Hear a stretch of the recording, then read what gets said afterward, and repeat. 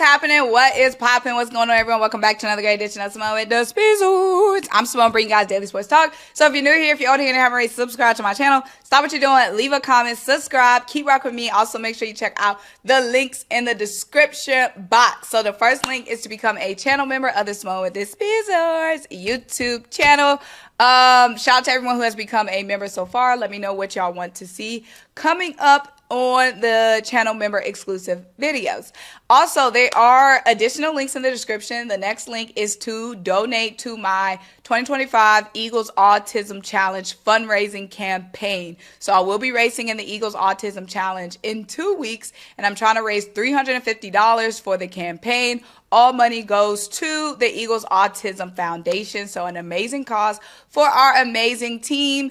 Shout out to everyone who's donated so far, but I still do need help. I need less than $200 at this point. So if you are willing, if you're able, and you feel like it, make sure you hit that link and donate to that campaign. And also my sister's link is in the description as well, because she will also be running and campaigning with me for the 2025 Eagles Autism Challenge. And y'all know I want to be able to bring in a whole bunch of money for the Autism Challenge because, you know, I want to help them out. You know, I want to have the pride of knowing that I made a great, I ran a great campaign, brought a lot of money in. So y'all help me out, please. And shout out to everyone who has helped so far. But y'all, it's Friday.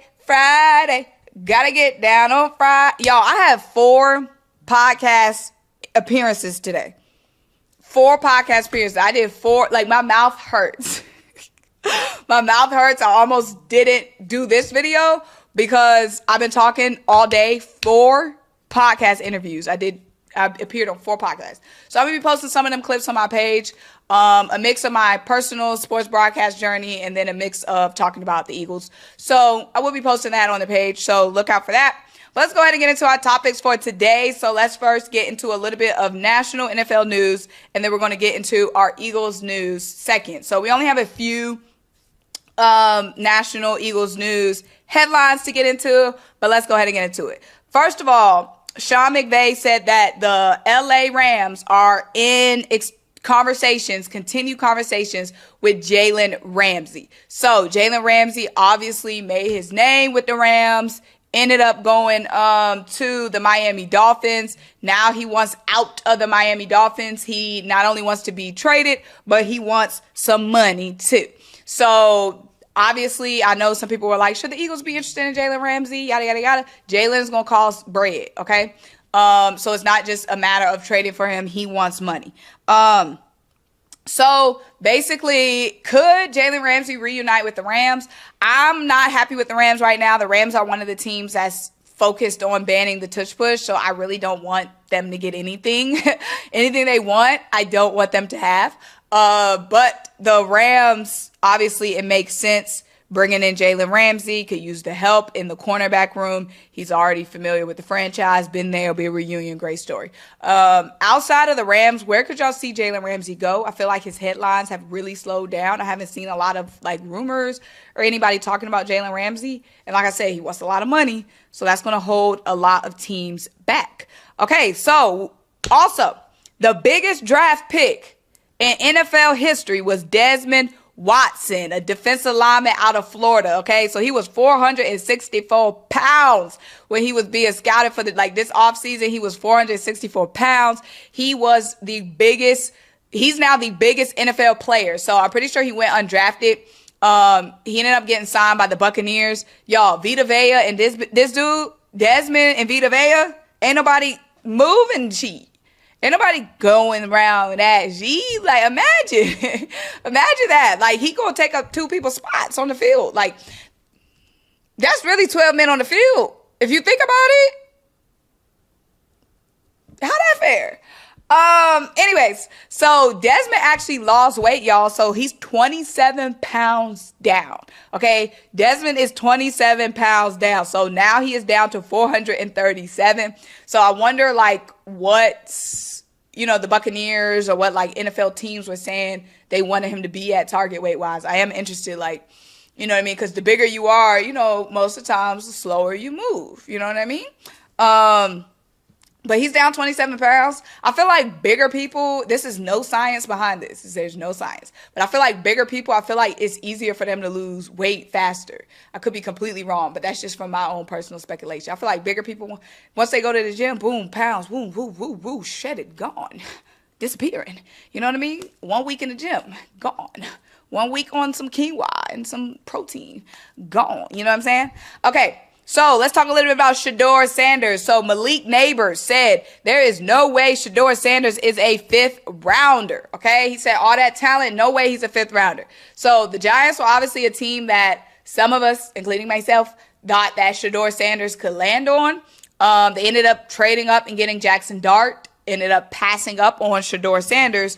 So Malik Neighbors is like, he's not a 5th round pick. So that's just funny to me because it's like Malik Neighbors probably thought at one moment that Shador Sanders was going to be his quarterback. You know what I mean? And now he has Jackson Dart. But now he's still speaking on Shador Sanders. So I'm like, did Malik think that they was getting Shador too? And then, you know, now he got Malik. Now he got Jackson Dart. I don't know. Shador Sanders jersey is the #1 selling rookie jersey, y'all. A 5th round pick, the #1 selling rookie jersey. That is crazy. I figured if he went 1st round, I figured that, you know, or even 2nd round, that his jersey was probably going to be one of the top selling because he's one of the biggest names in the draft. Like, just name value wise, like, him and Travis Hunter are the most exciting, I feel like, names that was in the draft, which is why the media was talking about him so much. But I am a little bit surprised, like, that Travis wasn't #1. Heisman, unicorn player, playing both sides. Jags traded up for him and gave up a haul for him. So I am a little bit surprised that Travis Hunter isn't #1. But the Browns, like, them fans been shopping. You know what I mean? It's probably been some non-Brown fans, probably obviously a lot of Colorado fans, getting Shador Sanders jersey. But the Browns said, obviously the Browns ended up with 2 quarterbacks this draft, Shador Sanders and Dillon Gabriel, after trading for Kenny Pickett. So the Browns traded for Kenny Pickett and then drafted 2 quarterbacks. So their quarterback room is full, extra full. People got to go. Obviously, Deshaun Watson, might as well just figure out how to get rid of him. But then you have Joe Flacco, Kenny Pickett, Dillon Gabriel, and Shador Sanders. I feel like one of the rookies are going to get their value go up, and maybe the Browns use them as trade value. You know, trade them, because in my mind, you trade for Kenny Pickett. That means you want Kenny Pickett, like you spent draft capital on Kenny Pickett. So it's like, that's going to be a very interesting battle. Obviously, Joe Flacco is the vet, but Kenny Pickett's also a vet. So that room is interesting. But yeah, the Browns said they didn't plan to draft 2 quarterbacks. It just happened. How does that just happen? How do you just happen to draft 2 quarterbacks when you already got enough quarterbacks? You already got someone filling pretty much every role, rookie, vet, you know, potential starter. Like, you have all that. How do you just end up with another quarterback? I don't know. Okay. But that's our national news for today. Let's go ahead and get into our Eagles news. So the Eagles came out with the jersey numbers. One more piece of national news. So the Nike rivalries jerseys are going to start in 2025. So Nike NFL takeover. So Nike rivalries jerseys are basically going to be like the City Connect version, the City Edition versions of like the MLB and the NBA. So a jersey, a NFL uniform that represents the community and the city. So I'm very interested to see what these look like.